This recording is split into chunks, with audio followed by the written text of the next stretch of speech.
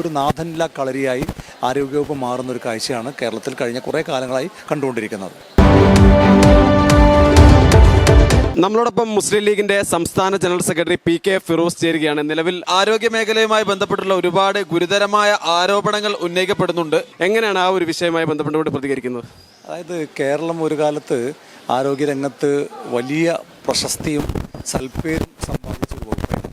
രണ്ട് വകുപ്പാണ്, ഒന്ന് വിദ്യാഭ്യാസ വകുപ്പും മറ്റൊന്ന് ആരോഗ്യവകുപ്പും. പക്ഷേ പിണറായി സർക്കാർ അധികാരത്തിൽ വന്നതിന് ശേഷം ഏറ്റവും അധികം കളങ്കമുണ്ടാക്കിയ രണ്ട് വകുപ്പുകളിലൊന്ന് ആരോഗ്യവകുപ്പാണ്.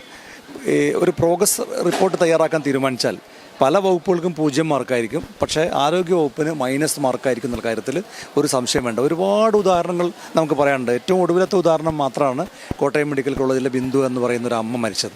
അതിനുമുമ്പ് ഒരുപാട് ചികിത്സാ പിഴവുകൾ, ആ പിഴവുകൾ നടപടിയെടുക്കാത്തത്, മരുന്നുകൾ കിട്ടാത്തത്, ശസ്ത്രക്രിയകൾ മുടങ്ങുന്നത്, ആശുപത്രിയിൽ കറണ്ടില്ലാത്തത് തുടങ്ങി ഒരുപാട് കാര്യങ്ങൾ. ഇതൊന്നും നോക്കാൻ ആരുമില്ലാത്തൊരു നാഥനില്ലാ കളരിയായി ആരോഗ്യവകുപ്പ് മാറുന്നൊരു കാഴ്ചയാണ് കേരളത്തിൽ കഴിഞ്ഞ കുറേ കാലങ്ങളായി കണ്ടുകൊണ്ടിരിക്കുന്നത്. നിലമ്പൂരിലെ വിജയം വലിയൊരു വിജയം തന്നെയാണല്ലോ UDF-നെ സംബന്ധിച്ച്. പുതിയൊരു ഭരണ സംവിധാനം UDF-ന്റെ നേതൃത്വത്തിൽ കേരളത്തിൽ ഉണ്ടാകുമെന്നൊരു പ്രതീക്ഷയുണ്ട്. നിലമ്പൂരൊരു സൂചനയാണ്. 2026 UDF അധികാരത്തിൽ വരും എന്നതിൻ്റെ ജനങ്ങളുടെ പ്രതികരണം എങ്ങനെയായിരിക്കും എന്നതിൻ്റെ ഒരു തുടക്കമാണ് നിലമ്പൂരിൽ കണ്ടത്. നിലമ്പൂരിൽ മാത്രമല്ല, അത് പുതുപ്പള്ളിയിലാണെങ്കിലും അതുപോലെ പാലക്കാടാണെങ്കിലും തൃക്കാക്കരയാണെങ്കിലും ഒക്കെ നമ്മൾ കണ്ടതാണ്. പക്ഷേ നിലമ്പൂരിൻ്റെ ഒരു പ്രത്യേകത ഇടതുപക്ഷ മണ്ഡലമാണ്. ഇടതുപക്ഷം കഴിഞ്ഞ 2 തവണ തുടർച്ചയായി ജയിച്ചൊരു മണ്ഡലമാണ്. ആ മണ്ഡലം 10,000-ലധികം വോട്ടിന് വിജയിക്കുക എന്ന് പറയുന്നത് കേരളത്തെ ജനങ്ങൾ എങ്ങനെ ചിന്തിക്കുന്നു, മാറി ചിന്തിക്കുന്നു എന്നതിൻ്റെ ഒരു സൂചനയാണെന്നുള്ള കാര്യത്തിൽ ഒരു സംശയമില്ല.